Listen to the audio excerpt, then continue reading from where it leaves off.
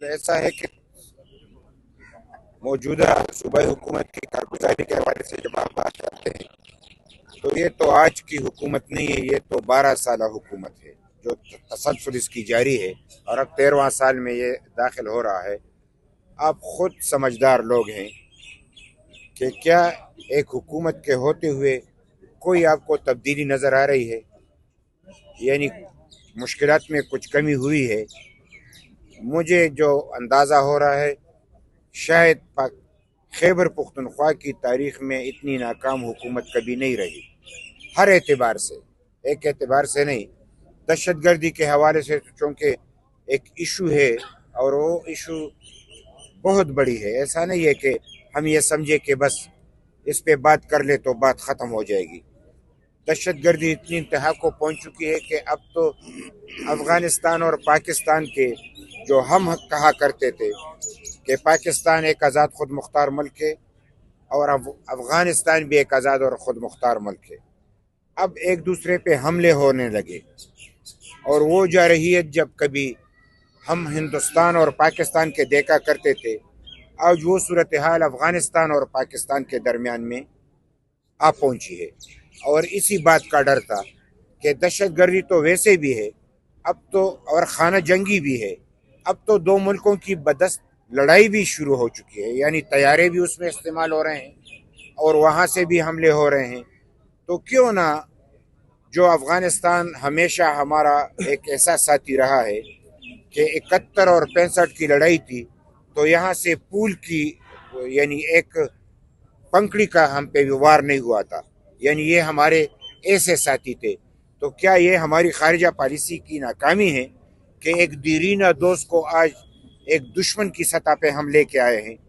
اور افغانستان میں اگر کوئی حکومت تبدیل ہوئی ہے یا کوئی بھی آئی ہے تو اس میں ہے پاکستان کا بھی کلیدی کردار رہا ہے، اور امریکہ کا بھی رہا ہے، اور سعودی عرب بھی اس میں کافی دلچسپی لیتا ہے۔ تو آج اگر افغانستان میں یہ حکومت بنی ہوئی ہے تو کتنی مدتوں کے بعد، یعنی 40 سال اس کے ہو گئے جس دن سے ثور انقلاب آیا، تو یہ افغانستان کی یہ وہاں پہ جو خونریزی جاری ہے اور دہشت گردی بھی جاری ہے، ساتھ ساتھ سب کچھ جاری ہے۔ لہٰذا اتنے حکومتیں تبدیل ہونے کے باوجود بھی ہمارے پاکستان کے اور وہاں کے حکومت کی آپس میں وہ بات نہ بن سکی جو کہ ایک ہمسایہ ملک کی ہونی چاہیے۔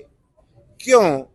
یعنی وہاں پہ بادشاہت ہمیں راس نہیں آئی، وہاں پہ یعنی نیم جمہوری حکومتیں ہمیں راس نہیں آئی، پھر اس کے بعد ہمیں یعنی مجاہدین کی، جنہوں نے یعنی انقلابی لوگوں نے جو جتنی قربانیاں دی وہ ہمیں راس نہیں آئی۔ ڈاکٹر نجیب نے حکومت کی قربانی دی اور اس نے کہا کہ جنیوا ایکارڈ کے مطابق میں کرسی چھوڑتا ہوں اور خانہ کعبہ لے کے گئے اور وہاں پہ قسم ہو گئی، لیکن آج وہ کے دور میں ہوئی، شاید کبھی نہیں ہوئی تھی، وہ ہمیں راس نہیں آئی۔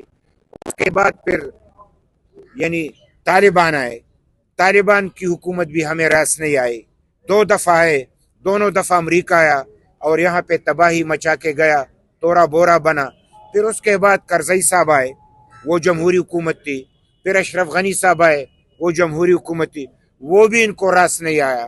اور پھر اس کے بعد آج کی جو حکومت ہے یہ تو 100% امریکہ اور پاکستان کی مرہونی منت ہے۔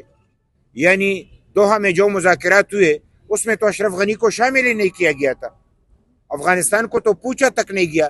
تو اگر یہ حکومت بھی ان کو راس نہیں ہے اور ان سے بھی اس کی بات نہیں بنتی تو آخر سوچنا پڑے گا کہ کہیں ایسا تو نہیں ہے کہ ہماری اپنی پالیسیوں میں اتنی کمی ہے کہ تمام تبدیلیوں کے باوجود بھی افغانستان جیسا دوست آج ہمارا یعنی ان کے تعلقات خراب ہو گئے۔ آئے کہ ہم اپنے آپ پہ بھی سوچیں کہ ہماری خارجہ پالیسی بھی ناکام، ہمارے اندرونی پالیسی بھی ناکام، اور دہشت گردی کے خاتمے کے لیے نیشنل ایکشن پلان کے 20 نکاتی ایجنڈا جو متفقہ ایجنڈا تھا، جو کہ ہمیں آرمی پبلک اسکول کے بچوں کے خون کے مرہون منت ملا اس کی قربانیوں کی بدولت، اس پہ بھی ہم نے یعنی کچھ عمل نہیں کیا، اور آج ہم کہہ رہے ہیں کہ اس پہ عمل ہونا اگر ہوتا تو اب بہت اچھا ہوتا۔ ISPR نے کہا تو کس نے روکا تھا؟ اور اگر کوئی اس پہ عمل نہیں کر رہا تھا تو وہ کون تھے؟ تو یہ بھی ایک بات ہے۔ اور اس کے بعد تو اگر یہ حکومت بھی ان کو راس نہیں ہے اور ان سے بھی اس کی بات نہیں بنتی، تو آخر سوچنا پڑے گا کہ کہیں ایسا تو نہیں ہے کہ ہماری اپنی پالیسیوں میں اتنی کمی ہے کہ تمام تبدیلیوں کے باوجود بھی افغانستان جیسا دوست آج ہمارا یعنی ان کے تعلقات خراب ہو گئے۔ آئے کہ ہم اپنے آپ پہ بھی سوچیں کہ ہماری خارجہ پالیسی بھی ناکام، ہمارے اندرونی پالیسی بھی ناکام، اور دہشت گردی کے خاتمے کے لیے نیشنل ایکشن پلان کے 20 نکاتی ایجنڈا جو متفقہ ایجنڈا تھا، جو کہ ہمیں آرمی پبلک اسکول کے بچوں کے خون کے مرہون منت ملا اس کی قربانیوں کی بدولت، اس پہ بھی ہم نے یعنی کچھ عمل نہیں کیا۔ اور آج ہم کہہ رہے ہیں کہ اس پہ عمل ہونا اگر ہوتا تو اب بہت اچھا ہوتا۔ ISPR نے کہا تو کس نے روکا تھا؟ اور اگر کوئی اس پہ عمل نہیں کر رہا تھا تو وہ کون تھے؟ تو یہ بھی ایک بات ہے۔ اور اس کے بعد امریکہ نے بھی 1 سال قبل یہ اعتراف کیا کہ یہ جنگ ہماری جنگ تھی، یہ کفر اسلام کی لڑائی نہیں تھی، یہ افغانستان پاکستان کی لڑائی نہیں تھی، رشیا کی یعنی سوشلزم کیپٹلزم کی لڑائی تھی۔ جو بات باچا خان کہا کرتے تھے، ولی خان صاحب کہا کرتے تھے، عوامی نیشنل پارٹی کہا کرتے تھے، آج وہ خود مان رہے ہیں۔ اور اس کے بعد DGISPR نے کل جو پرسوں جو خود بیان دیا، اور پھر اس نے یہ کہا کہ دہشت گردی کا تو کمر توڑ کے رکھ دیا تھا، لیکن جو دوبارہ زندہ کیا گیا تو یہ کون تھے، کس نے کیا؟ تو ہم تو کہہ بھی رہے تھے کہ یہ تو بالکل فیض حمید نے کیا، 40,000 لوگ لے کے آئے، اور اس ترتیب سے کہ یہاں پہ ایک دہشت گردی کا ایسا بازار گرم ہوا کہ کوہاٹ سے لے کے ہمارے یعنی وزیرستان تک وہ تو کہتے ہیں رات کو پولیس نہ نکلے، یہ حکومتی حکم ہے، تو اگر پولیس نہ نکلے تو دہشت گردوں سے کون نمٹے؟ اور سرکاری لوگ بھی سفر نہ کرے رات کو، یعنی رات کو ان کو یعنی دہشت گردوں کو آزادی ہے۔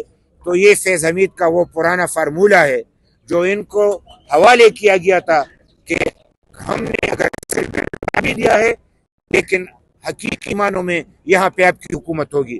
تو بالکل فیض حمید کو آج جو سزا زمین پہ مل رہی ہے اور کہہ رہے کہ اس نے خرد برد کی ہے، تو ہم پختون سمجھتے ہیں کہ اگر اس کو کورٹ مارشل کرنا ہے تو اس نے اس پختون دھرتی پہ جو سرنو دہشت گردی کا جو بیج بویا ہے اس کی سزا اس کو کاٹنی چاہیے۔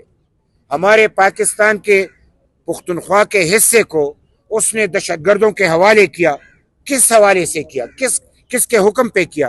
اور جو معاہدے اس نے کیا تو کوئی تو اون کرے۔ آج اگر DGISPR کہہ رہے کہ وہ غلطی تھی تو غلطی کس نے کی؟ اس غلطی میں کون شامل تھے؟ اور جو بھی شامل تھے تو فیض حمید تو اکیلا نہیں تھا، فیض حمید کے ساتھ تو بہت سارے تھے، یعنی اگر میں گننا چاہوں تو آپ تو سارے جانتے ہیں، تو تمام لوگوں کو چاہے وہ فیض حمید کے سیاسی ونگ کے ساتھی ہو، دہشت گردی کے ساتھی ہو، یا اس کے ساتھ اسٹیبلشمنٹ کے ساتھی ہو، یہ تمام کے تمام اس دھرتی کے دشمن ہیں جنہوں نے دہشت گردی کو پنپنے دیا، امن کا خانہ خراب کیا اور پاکستان کو ایک دفعہ پھر ایک مشکل میں ڈالا۔ لہٰذا ہم یہ سمجھتے ہیں کہ موجودہ حکومت کی یہ پالیسی بھی کہ امن و امان قائم کرنا ان کا کام ہے، اس میں ناکام ہے۔ دہشت گردی کا خاتمہ مرکزی حکومت کا، صوبائی حکومت کا، اسٹیبلشمنٹ کا کام ہے، تینوں کے تینوں اس میں ناکام ہو چکے ہیں۔ دہشت گردی اب بھی ہے، اور دہشت گردی اتنی یعنی زیادہ ہو چکی ہے کہ میں تو صرف کوہاٹ اور وزیرستان کی میں نے بات کی، باجوڑ کی حالات آپ دیکھیں، مومند ایجنسی میں تو آپریشن شروع ہوا، آپ اس کی حالات دیکھیں، یعنی آپ شانگلہ کے حالات دیکھیں، دیر کے حالات دیکھیں، تیرا کے حالات تو ذرا آپ لوگ تو بہت سمجھدار ہیں۔ تیرا کے حوالے سے تو ایک اور مشکل ہے، ایک پار دہشت گرد، دوسرے پار ہمارے سیکیورٹی ایجنسیاں، बीच में आवाम है। सिक्योरिटी एजेंसियां वार करती है तो भी आवाम मरते हैं, और दहशतगर्द वार करते तो भी आवाम मरते हैं, और उनको निकलने भी नहीं दिया जा रहा कि आप IDPs नहीं बनेंगे।